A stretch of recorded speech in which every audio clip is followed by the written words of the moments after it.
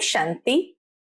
आज 12 अगस्त 2024 के बाबा के अनमोल मधुर महावाक्य सुनेंगे। आज की मुरली में बाबा हम बच्चों को पुनः घर की स्मृति याद दिलाते हैं। बाबा कहे, बच्चे अब घर चलना है। तो घर कैसे जाना है? भक्ति मार्ग में भी घर को याद करते रहे, परंतु कब जाना होता है, कैसे जाना होता है, ये कुछ भी पता नहीं था। इसीलिए बाबा कहे जैसे घर का रास्ता ही भूल गए थे। दूसरी ओर कल्प का लाखों वर्ष कह दिया तो जैसे अज्ञान नींद में सो गए, ज्ञान का तीसरा नेत्र ही बंद हो गया। अब बाप आकर के हम बच्चों को ज्ञान का तीसरा नेत्र देते हैं और साथ में यही सुनाते हैं कि बच्चे अब घर जाने का समय आ गया है। इसीलिए कैसे जाना है? स्वयं को पवित्र बनाते हुए पतित पावन बाप को बुलाया है, तो पावन होकर के ही घर जाना है। दूसरी बात बाबा कहे, उसके बाद नई दुनिया में जाना है, तो फिर अपने कैरेक्टर्स को भी सुधारना है, दैवी कैरेक्टर्स बनाना है, तब घर जाकर के फिर नई दुनिया में आ सकेंगे। तो आज बाबा बार बार हम बच्चों को घर की स्मृति दिलाते हुए यही बताते हैं कि बस अभी बाप को याद करो और अपने कैरेक्टर्स को श्रेष्ठ बनाओ। सुनते हैं आज के बाबा के अनमोल मधुर महावाक्य।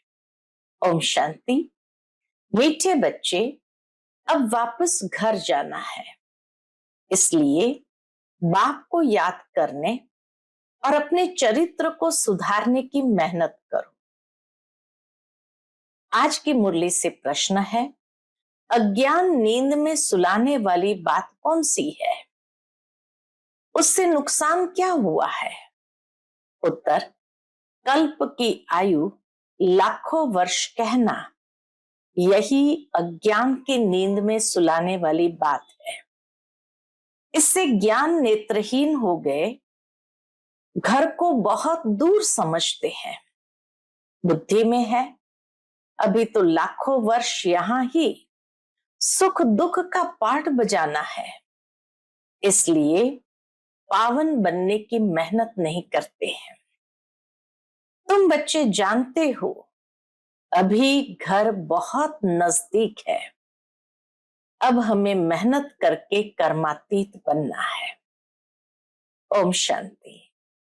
मीठे मीठे बच्चों को अब बाप ने घर याद दिलाया है। बल भक्ति मार्ग में भी घर को याद करते हैं, परंतु वहां जाना कब है, कैसे जाना है, वो कुछ भी नहीं जानते। कल्प की आयु लाखों वर्ष कह देने कारण घर भी भूल गया है। समझते हैं लाखों वर्ष यहां ही पाठ बजाते हैं, तो घर भूल जाता है। अभी बाप याद दिलाते हैं, बच्चे घर तो बहुत नजदीक है, अब चलेंगे अपने घर। मैं तो तुम बच्चों के बुलावे पर आया हूं, चलेंगे? पूछते बाबा, चलेंगे? कितनी सहज बात है। भक्ति मार्ग में तो पता भी नहीं पड़ता कि कब मुक्ति धाम में जाएंगे। मुक्ति को ही घर कहा जाता है। लाखों वर्ष कह देने के कारण सब भूल जाते हैं।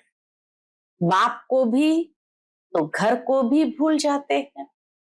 बाप को भी भूल गए तो घर को भी भूल जाते हैं। लाखों वर्ष कहने से बहुत फर्क पड़ जाता है। अज्ञान नींद में जैसे सो जाते हैं, अज्ञान नींद में जैसे सो जाते हैं, इसको भी समझ में नहीं आता भक्ति मार्ग में घर कितना दूर बताते हैं। बाप कहते, वाह, मुक्ति धाम में तो अभी जाना है। बाबा कहते, वाह, मुक्ति धाम में तो अभी जाना है, ऐसे थोड़ी है तुम कोई लाखों वर्ष भक्ति करते हो, तुमको पता भी नहीं कि भक्ति कब से शुरू हुई है। लाखों वर्ष का हिसाब तो करने की दरकार ही नहीं। बाप को और घर को भूल जाते हैं।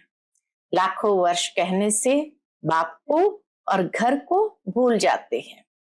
यह भी ड्रामा में नूंद है, परंतु नाहक इतना दूर कर देते हैं। अब बाप कहते हैं, बच्चे घर तो बिल्कुल नजदीक है, अभी समय एकदम नजदीक आ गया है। अब मैं आया हूं तुमको ले चलने। घर चलना है, परंतु पवित्र तो जरूर बनना है। गंगा स्नान आदि तो तुम करते आए हो, परंतु पवित्र बने नहीं हो। अगर पवित्र बनते तो घर चले जाते, परंतु घर का भी पता नहीं तो पवित्रता का भी पता नहीं। आधा कल्प से भक्ति की है तो भक्ति को छोड़ते ही नहीं। अब बाप कहते भक्ति पूरी होती है, भक्ति में तो अपरंपार दुख रहता है। ऐसे नहीं कि तुम बच्चों ने लाखों वर्ष दुख देखे हैं, लाखों वर्ष की तो बात ही नहीं। सच्चा सच्चा दुख तो तुमने कलयुग में ही होगा। सच्चा सच्चा दुख तो बाबा कहे कलयुग में ही होगा, जबकि जास्ती विकारों में गंदे बने हो। पहले जब रजो में थे तो कुछ समझ नहीं थी, अभी तो बिल्कुल बेसमझ हो गए हैं। अब बच्चों को कहते हैं सुखधाम चलना है तो पावन बनो। जन्म जन्मांतर के जो पाप सिर पर है उन्हें याद से उतारो, याद से बड़ी खुशी रहेगी। जो बाप तुमको आधा कल्प सुखधाम में ले जाते हैं उनको याद करना है।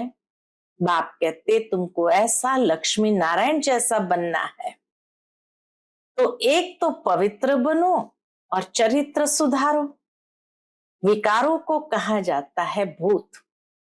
लोभ का भी भूत कम नहीं है, यह भूत बहुत अशुद्ध है, मनुष्य को एकदम गंदा बना देता है। लोभ भी बहुत पाप कराता है। 5 विकार बहुत कड़े भूत है, इन सबको छोड़ना है। इन भूतों को बाबा कहे छोड़ना है। लोभ को छोड़ना भी ऐसा मुश्किल है, इस समय दुनिया में लोभ को छोड़ना भी ऐसा मुश्किल है जैसे काम को छोड़ना मुश्किल है। मोह को छोड़ना भी इतना मुश्किल हो जाता है जितना काम को छोड़ना। छोड़ते ही नहीं। सारी आयु बाप समझाते आए हैं तो भी मोह की रग जुटी हुई रहती है। क्रोध भी मुश्किल छूटता है। कहते हैं बच्चों पर क्रोध आता है, नाम तो क्रोध का लेते हैं ना। कोई भी भूत ना आए, उन पर विजय पानी है। बाप कहते हैं जब तक मैं हूं तब तक तुम पुरुषार्थ करते रहो। बाप कितना वर्ष रहेंगे? बाप इतने वर्षों से बैठ समझाते हैं, अच्छा ही टाइम देते हैं।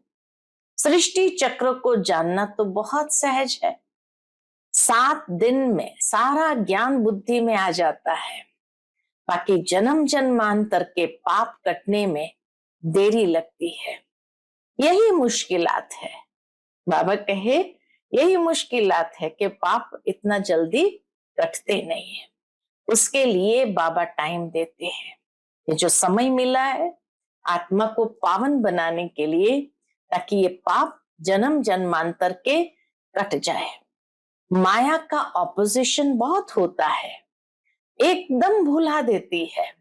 यहाँ बैठते हैं तो सारा समय कहाँ बुद्धि रहती है। बाबा कहे यहाँ बैठते हैं तो सारा समय याद में थोड़ी बैठते हैं, बहुत तरफ बुद्धि चली जाती है।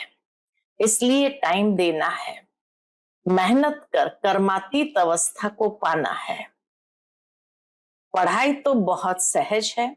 सेंसिबल बच्चा हो तो 7 रोज में सारा ज्ञान समझ ले कि ये 84 का चक्र कैसे फिरता है। बाकी पवित्र बनने में है मेहनत। ज्ञान समझना सहज है, लेकिन मेहनत है पवित्र बनने में। इस पर कितने हंगामे होते हैं। समझते हैं बात तो राइट है, हम ग्लानि करते थे कि ये ब्रह्मा कुमारियां भाई बहन बनाती है, परंतु बात तो बरोबर राइट है। जब तक हम प्रजापिता ब्रह्मा के बच्चे नहीं, जब तक हम प्रजापिता ब्रह्मा के बच्चे नहीं बने हैं, तब तक पवित्र कैसे रह सकते हैं। बाबा कहे क्रिमिनल आई से सिविल आई कैसे बन सकती है। यह युक्ति बड़ी अच्छी है। कौन सी युक्ति बाबा ने बताई? स्वयं को ब्रह्मा की संतान, ब्रह्मा कुमार कुमारी समझना। यह युक्ति बड़ी अच्छी है। हम ब्रह्मा कुमार कुमारियां हैं तो भाई बहन हो गए, इसमें बड़ी मदद मिलती है। सिविल आई बनाने में ब्रह्मा का कर्तव्य भी है ना। ब्रह्मा द्वारा देवी देवता धर्म की स्थापना अथवा मनुष्य को देवता बनाना। बाप आते ही है पुरुषोत्तम संगम युग पर, तो समझाने में कितनी मेहनत करनी पड़ती है। बाप का परिचय देने लिए ही सेंटर्स खोले जाते हैं। बेहद के बाप से बेहद का वर्षा लेना है। भगवान तो है निराकार, श्री कृष्ण तो देहधारी है, उनको भगवान कह नहीं सकते। कहते भी है भगवान आकर भक्ति का फल देंगे, परंतु भगवान का परिचय नहीं है। भक्ति का फल भगवान देंगे, परंतु वो भगवान कौन है उसका परिचय नहीं। कितना तुम समझाते हो फिर भी समझते नहीं। देहधारी तो पुनर्जन्म में आते हैं जरूर, अब उनसे वर्षा मिल न सके, कोई भी देहधारी से वर्षा मिल न सके। आत्माओं को एक परमपिता परमात्मा से वर्षा मिलता है। मनुष्य मनुष्य को जीवन मुक्ति दे न सके, ये वर्षा पाने के लिए तुम बच्चे पुरुषार्थ कर रहे हो। उस बाप को पाने लिए तुम कितना भटकते थे। अब याद दिलाते हैं, उस बाप को पाने लिए तुम कितना भटकते थे। पहले तो सिर्फ एक शिव की पूजा करते थे और कोई तरफ जाते नहीं थे। वह थी अव्यभिचारी भक्ति। औरों के मंदिर आदि इतने नहीं थे, अभी तो ढेर चित्र है, मंदिर आदि बनाते हैं। भक्ति मार्ग में तुमको कितनी मेहनत करनी पड़ती है। बाबा भी जानता है बच्चों ने भक्ति मार्ग में कितनी मेहनत की है। तुम जानते हो शास्त्रों में कोई गति सदगति का रास्ता नहीं है, वह तो एक बाप ही बताते हैं। भक्ति मार्ग में कितने मंदिर बनाते रहते हैं। वास्तव में मंदिर सिर्फ होते हैं देवी देवताओं के, और कोई मनुष्य का मंदिर बनता नहीं, क्योंकि मनुष्य तो है पतित।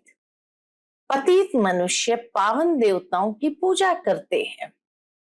बल है वह भी मनुष्य, परंतु उनमें दैवी गुण है, देवताओं में दैवी गुण है। जिनमें दैवी गुण नहीं है वह उनकी पूजा करते हैं। तुम खुद ही पूज्य थे, फिर पुजारी बने हो। मनुष्य की भक्ति करना ये 5 तत्वों की भक्ति करना है। मनुष्य की भक्ति करना माना ये 5 तत्वों की भक्ति करना है। कैसे? शरीर तो 5 तत्वों का बना हुआ है। अब बच्चों को मुक्ति धाम में चलना है, जिसके लिए इतनी भक्ति की है, अब अपने साथ ले चलता हूं। बाबा आकर के हमें अपने साथ घर ले चलते हैं। तुम सतयुग में चले जाएंगे, बाप आते ही है पतित दुनिया से पावन दुनिया में ले चलने। पावन दुनिया है ही 2, मुक्ति और जीवन मुक्ति। बाप कहते हैं मीठे मीठे बच्चों, मैं कल्प कल्प संगम युग पर आता हूं। तुम भक्ति मार्ग में कितने दुख उठाते हो। गीत भी है ना, चारों तरफ लगाए फेरे, फिर भी हम हरदम दूर रहे। दूर रहे किससे? बाबा पूछते हैं दूर रहे किससे? बाप से। बाप को ढूंढने के लिए जन्ममय जन्म फेरे लगाए, परंतु फिर भी बाप से दूर रहे। इसलिए बुलाते हैं, हे पतित पावन आओ, आकर पावन बनाओ। बाप के सिवाय और कोई बना न सके। तो यह खेल ही 5000 वर्ष का है। ड्रामा अनुसार हर एक पुरुषार्थ करते हैं। जिस प्रकार कल्प पहले किया है उस अनुसार ही राजधानी की स्थापना हो रही है। सब एक जैसे तो नहीं पढ़ेंगे। यह पाठशाला है ना, राजयोग की पढ़ाई है। जो देवी देवता धर्म के होंगे वो निकल आएंगे। राजयोग की पढ़ाई है और जो देवी देवता धर्म के होंगे वो निकल आएंगे। मूल वतन में भी जो संख्या है वो एक्यूरेट होगी, कम जास्ती नहीं। नाटक में एक्टर्स का अंदाज बिल्कुल पूरा है, परंतु समझ नहीं सकते। जितने भी हैं उतने एक्यूरेट है, फिर भी वो आकर पार्ट बजाएंगे। फिर तुम आते हो नई दुनिया में, बाकी सब वहां चले जाएंगे। अभी कोई गिनती करे तो कर सकते हैं। बाबा कहे अभी कोई गिनती करे तो कर सकते हैं। अभी बाप तुमको बहुत गुह्य गुह्य पॉइंट्स बताते हैं। शुरू की और अभी की, शुरू की और अभी के समझाने में कितना फर्क है। पढ़ाई में टाइम लगता है, एक एक बात को क्लियर समझाने में बाबा को भी टाइम लगता है। फट से कोई आईसीएस नहीं बन जाएंगे। नेचुरल है, पढ़ाई धीरे धीरे आगे बढ़ती जाती है और कठिन होती जाती है। फट से कोई आईसीएस नहीं बन जाएंगे, नंबरवार पढ़ाई होती है। बाप कितना सहज कर समझाते हैं, जो मनुष्य की बुद्धि में सहज बैठ सके। दिन प्रतिदिन नई नई पॉइंट्स समझाते रहते हैं। अब बाप कहते हैं, मुझ पतित पावन बाप को बुलाया है, मैं आया हूं तो तुम पावन बनो ना। अपने को आत्म समझ मामेकम याद करो तो तुम सतो प्रधान बन जाएंगे। फिर यहाँ आना पड़ेगा पाठ बजाने। बाप कहते आत्मा पतित बने हैं, इसलिए पतित पावन बाप को याद करते हैं पावन बनने लिए। कितना वंडर है। बाबा कहे कितना वंडर है, इतनी छोटी सी आत्मा कितना पाठ बजाती है। इसको कुदरत कहा जाता है। उनको देखा नहीं जाता, आत्मा को देखा नहीं जाता। कोई कहते हैं हम परमात्मा का साक्षात्कार करें। बाप कहते इतनी छोटी बिंदी का तुम साक्षात्कार क्या करेंगे। मैं जानने लायक हूं, शिव बाबा जानने लायक है, बाकी देखना तो मुश्किल है। आत्मा को ये सब कर्मेंद्रियां मिली हुई है पाठ बजाने के लिए। कितना पाठ बजाती है ये वंडर है। कभी भी आत्मा घिसती नहीं है। यह है अविनाशी ड्रामा। यह अविनाशी बना बनाया है। कब बना ये पूछ नहीं सकते। इनको अनादि कहा जाता है। मनुष्य से पूछो रावण को कब से जलाते आए हैं, शास्त्र कब से पढ़ते आए हो, तो कह देते हैं अनादि है, पता नहीं है, मूंझे हुए हैं ना। बाप बैठ समझाते हैं, हूबहू जैसे बच्चों को पढ़ाते हैं। तुम जानते हो हम बिल्कुल बेसमझ थे, फिर बेहद की समझ आ गई है। वह होती है हद की पढ़ाई और यह है बेहद की। आधा कल्प है दिन, आधा कल्प है रात। 21 जन्म तो मृंचक भी दुख नहीं पा सकते। ये बाबा की गारंटी है कि 21 जन्म तो मृंचक भी दुख नहीं पा सकते। कहते हैं ना, शल तुम्हारा बाल भी बांका न हो, कोई दुख दे ना सके। नाम ही है सुख धाम, यहाँ तो सुख है नहीं। मूल बात है पवित्रता की। पवित्रता के कारण वहां सुख शांति है। कैरेक्टर्स अच्छे चाहिए ना। बच्चों को हर बात क्लियर समझाई जाती है, नुकसान और फायदा होता है ना। अभी तो बाप कहते फायदे की बात ही छोटी है, अभी तो बाप कहते हैं फायदे की बात ही छोटी, अभी तो नुकसान ही नुकसान होने का है। जितना कलयुग गति में जा रहा है उतना नुकसान ही नुकसान होने का है। विनाश का समय आ रहा है, उस समय देखना क्या क्या होता है। बरसात नहीं होती है तो अनाज की कितनी महंगाई हो जाती है। बल्कि कितना भी कहते हैं 3 वर्ष के बाद बहुत अनाज होगा, फिर भी अनाज बाहर से मंगाते रहते हैं। ऐसा समय आएगा जो एक दाना भी मिल नहीं सकेगा। बाबा की भविष्यवाणी देखो, ऐसा समय आएगा जो एक दाना भी मिल नहीं सकेगा। इतनी आपदाएं आनी है, इनको ईश्वरीय आपदाएं कहते हैं।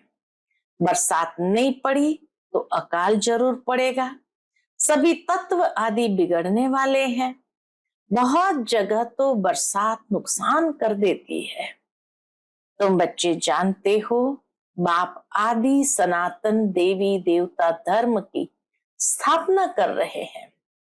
तुम्हारी एम ऑब्जेक्ट है यह। फिर से तुमको नर से नारायण बनाते हैं। ये बेहद का पाठ बेहद का बाप ही पढ़ाते हैं। जो जैसा पढ़ेगा ऐसा पद पाएगा, जो जैसा पढ़ेगा ऐसा पद पाएगा। बाप तो पुरुषार्थ कराते हैं, पुरुषार्थ कम करेंगे तो पद भी कम पाएंगे। टीचर भी स्टूडेंट को समझाएंगे ना। दूसरे को जब आप समान बनाते हैं तब मालूम पड़ता है ये अच्छी रीति पढ़ते या पढ़ाते हैं। बाबा कहे जब दूसरों को आप समान बनाते हैं तब मालूम पड़ता है ये अच्छी रीति पढ़ते और पढ़ाते हैं। मूल है ही याद की यात्रा। सिर पर पापों का बोझा बहुत है, मुझे याद करो तो पाप भस्म हो। यह है रूहानी यात्रा। छोटे बच्चों को भी सिखलाओ, क्या सिखलाओ? ईश्वर बाबा को याद करो, उनका भी हक है। यह नहीं समझेंगे कि अपने को आत्म समझ बाप को याद करना है, नहीं, सिर्फ शिव बाबा को याद करेंगे। मेहनत करने से उनका भी कल्याण हो सकता है। अच्छा, मीठे मीठे सिकिलधे बच्चों प्रति माता पिता बाप दादा का याद प्यार और गुड मॉर्निंग। रूहानी बाप की रूहानी बच्चों को नमस्ते। हम सभी रूहानी बच्चों की रूहानी माता पिता बाप दादा को याद प्यार, गुड मॉर्निंग और नमस्ते नमस्ते। शुक्रिया बाबा, शुक्रिया। आज की मुरली से धारणा के लिए मुख्य सार है। पहली पॉइंट, नर से नारायण पद प्राप्त करने के लिए बेहद के बाप से बेहद का पाठ पढ़कर दूसरों को पढ़ाना है। आप समान बनाने की सेवा करनी है। दूसरी पॉइंट, लोभ मोह की जो रगे हैं उनको निकालने की मेहनत करनी है। अपने चरित्र को ऐसा सुधारना है जो कोई भूत अंदर प्रवेश होने न पाए। आज का बाप दादा का मधुर वरदान हम बच्चों के प्रति है, भगवान और भाग्य। इस स्मृति से औरों का भी भाग्य बनाने वाले खुशनमा खुशनसीब भव।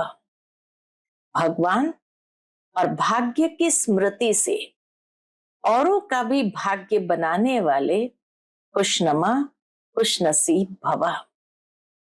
अमृत वेले से लेकर रात तक अपने भिन्न भिन्न भाग्य को स्मृति में लाओ और यही गीत गाते रहो, वाह मेरा श्रेष्ठ भाग्य। जो भगवान और भाग्य की स्मृति में रहते हैं वही औरों को भाग्यवान बना सकते हैं। ब्राह्मण माना ही सदा भाग्यवान, सदा खुश नसीब। इसी की हिम्मत नहीं जो ब्राह्मण आत्मा की खुशी कम कर सके। हर एक खुशनमा खुश नसीब हो, हर एक खुशनमा खुश नसीब हो। ब्राह्मण जीवन में खुशी का जाना असंभव है। हम ब्राह्मण जीवन में खुशी जा नहीं सकती है। बल शरीर चला जाए लेकिन खुशी जा नहीं सकती है। इतनी वजह बाबा ने दी है खुशी में रहने की।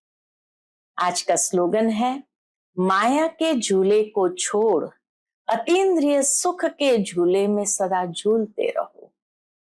माया के झूले को छोड़ अति इंद्रिय सुख के झूले में सदा झूलते रहो। अच्छा, ओम शांति।